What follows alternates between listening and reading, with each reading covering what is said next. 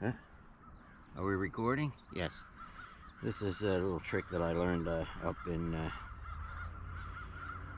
Fort Kent from Fred.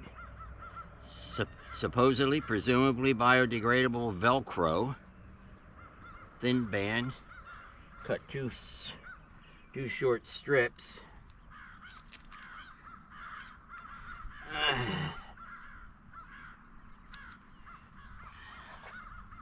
And you'll see in a second what you do with these strips.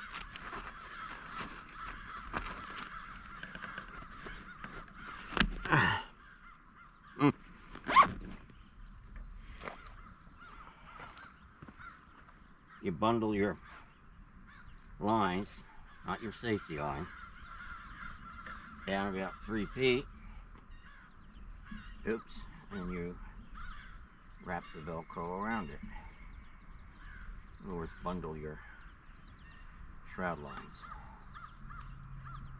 This is a very loose, weak Velcro used for supporting plants, you know, as they're growing in their pots, I suppose, or